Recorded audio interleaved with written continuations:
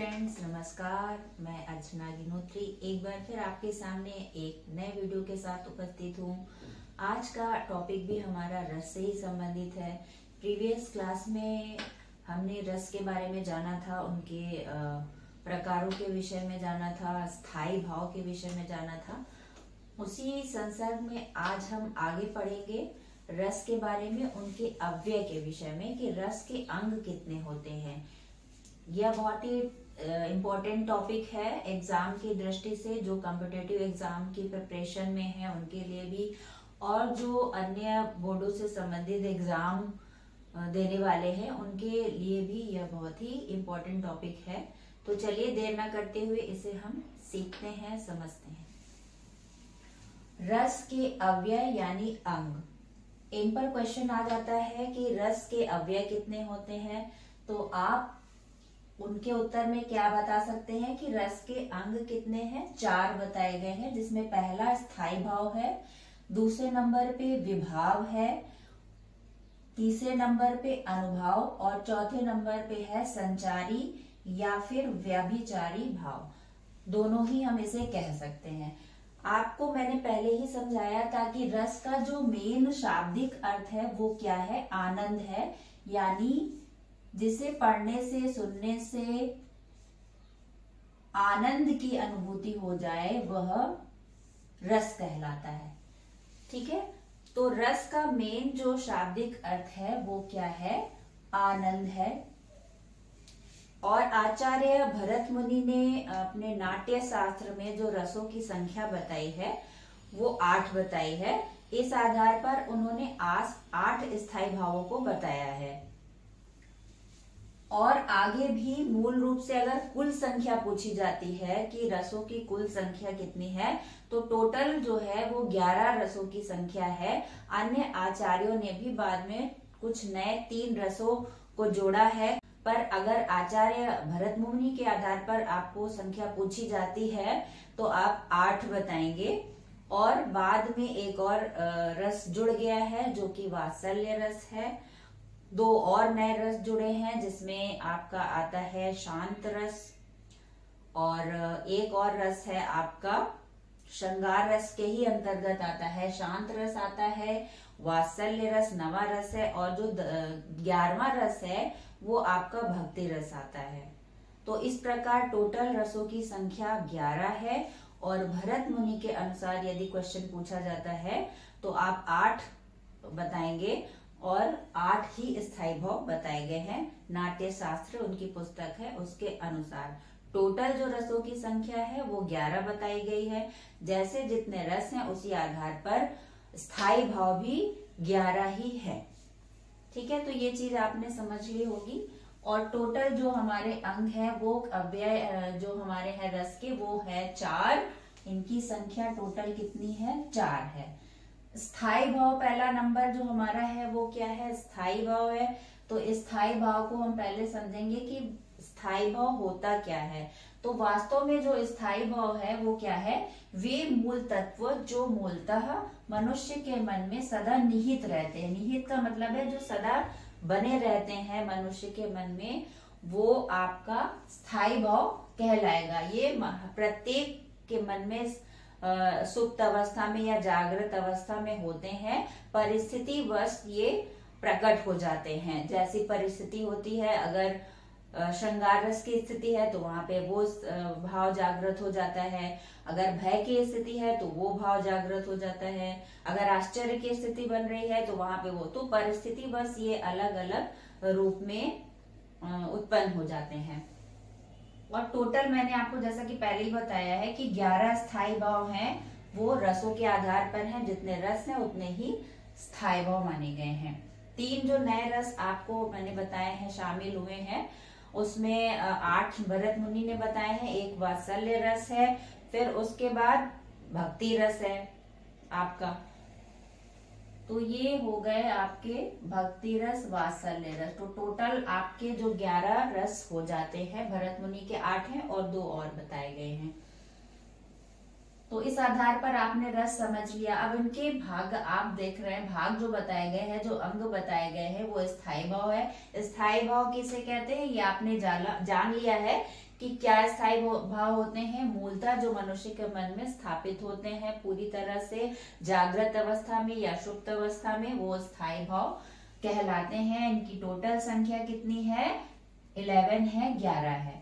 अब हम आते हैं विभाव क्या होता है। तो विभाव को समझेंगे, जिन कारणों से, कोई भी ऐसे कारण हो सकते हैं जिन कारणों से प्रेम, क्रोध आदि जो हमारे भाव हैं 11 वो उत्पन्न हो जाते हैं। जागृत का मतलब क्या है? उत्पन्न हो जाते हैं, वो हमारा विभाव कहलाएगा। इस आधार पर जो विभाव हैं उनकी कुल संख्या कितनी है? 3 बताई गई है। पहला है आलंबन विभाव, ये मैंने लिखा है यहाँ पे। दूसरा है उद्दीपन विभाव, तीसरा है आश्रय विभाव। तो अब आप देखिए आलंबन विभाव क्या होता है। आलंबन विभाव से अभिप्राय ये है कि जिन कारणों से कोई रस उत्पन्न होता है हमारे हृदय में, वो आपका आलंबन विभाव कहलाता है। जो मूल कारण होते हैं उसके उत्पन्न होने के, मान लीजिए आपने कोई भयानक स्थिति देख ली तो भय आपका रस उत्पन्न हो गया, तो जिन कारणों से वो उत्पन्न होगा वो आपके आलंबन विभाव में आएंगे। मान लीजिए कोई शेर आपने देख लिया तो शेर के दांत बाहर निकले हैं, वो गुर्रा रहा है, दहाड़ रहा है, तो वो सारी जो स्थितियां हैं वो जिन कारणों से उत्पन्न होगा वो आपके आलंबन विभाव में आएंगे। और उद्दीपन विभाव में मतलब जो भाव आपके जागृत हुआ है वो भाव को उद्दीप्त करने के जो कारण होते, बहुत ज्यादा उस चीज को बढ़ा दे तेजी से, वो आपका उद्दीपन विभाव में आएगा। ठीक है। आश्रय उद्दीपन विभाव में मान लीजिए आपने कोई ऐसी स्थिति देख लिया, रति भाव, प्रेम भाव नायक नायिका का है, तो वहां पे जो वहां का वातावरण होगा, मान लीजिए कोई बाग है, वहां की नदियां, वहां के पेड़ पौधे, विभिन्न प्रकार के सुंदर सुंदर पुष्प, सुगंध, सुंदर शीतल हवा का बहना, नायिका का सुंदर होना, तो इस तरह की बहुत सारी चीजें जो हो जाती हैं वो भाव को तीव्र कर देती हैं, उद्दीप्त कर देती हैं, तो वहां पे उद्दीपन विभाव हो जाता है। आश्रय विभाव से क्या अभिप्राय है? कैसे जानेंगे आश्रय विभाव क्या होता है? तो जिस व्यक्ति में स्थायी भाव उत्पन्न होता है उसको हम कहते हैं आश्रय विभाव, यानी कि जिस व्यक्ति में वो भाव उत्पन्न हो रहा है जिसको देखकर वो आपका हो जाएगा आश्रय विभाव। यानी कि नायिका के हृदय में अगर प्रेम की उत्पत्ति हो रही है तो वो आपका क्या हो जाएगा? नायिका क्या हो जाएगी? वो आश्रय हो जाएगी। इसी तरह से अब हम देखते हैं अनुभाव के विषय में समझते हैं। विभाव आपने जान लिया, संचारी भाव आपने जान लिया, अब हम अनुभाव को समझते हैं कि अनुभाव किसे कहते हैं। तो भावों को व्यक्त करते समय, मान लीजिए कोई भाव है वो व्यक्त कर रहे हैं, तो व्यक्ति में जो होने वाली क्रियाएं होती हैं वो क्रियाएं मानसिक भी हो सकती हैं, शारीरिक हो सकती हैं, वाचिक हो सकती है। ये वाणी द्वारा जो क्रियाएं होने लगती हैं, मानसिक रूप से जो क्रियाएं होने लगती हैं, उसे ही हम क्या कहते हैं? अनुभाव कहते हैं।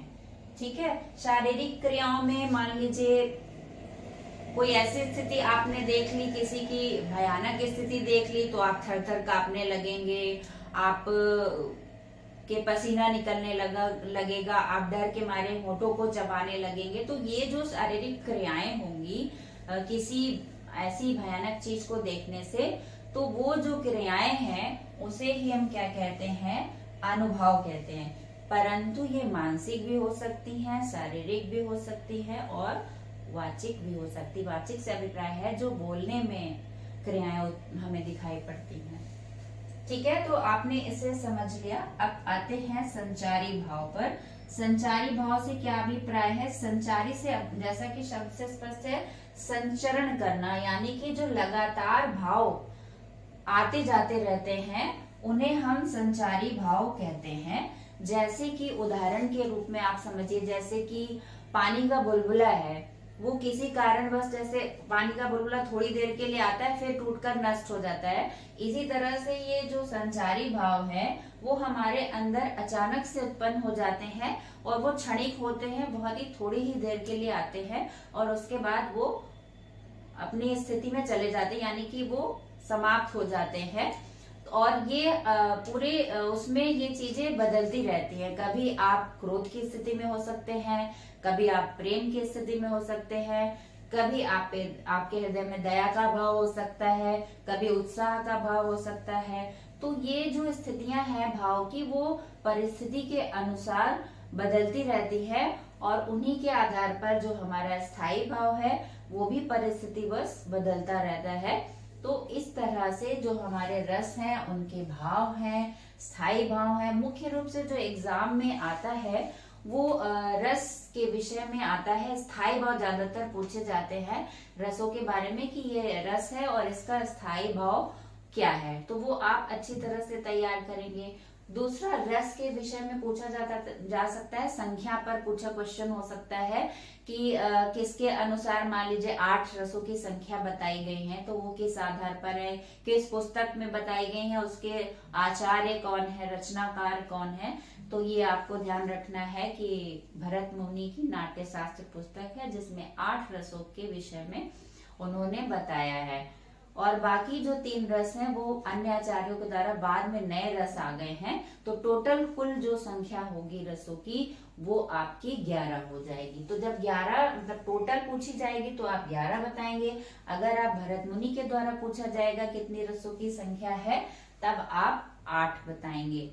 तो इस तरह से आई थिंक आपने ये चीजें समझी होंगी अच्छी तरह से। रस के बारे में जो मैंने जानकारी दी है वो आपको अच्छी लगी होंगी, पसंद आई होंगी। यदि आपको जानकारी पसंद आई हो, अच्छी लगी हो, तो प्लीज आप चैनल को सब्सक्राइब कीजिए, लाइक कीजिए और शेयर कीजिए। नेक्स्ट वीडियो में मैं फिर एक नई जानकारी के साथ उपस्थित होंगी आपके सामने। तब तक के लिए धन्यवाद। Thank you so much.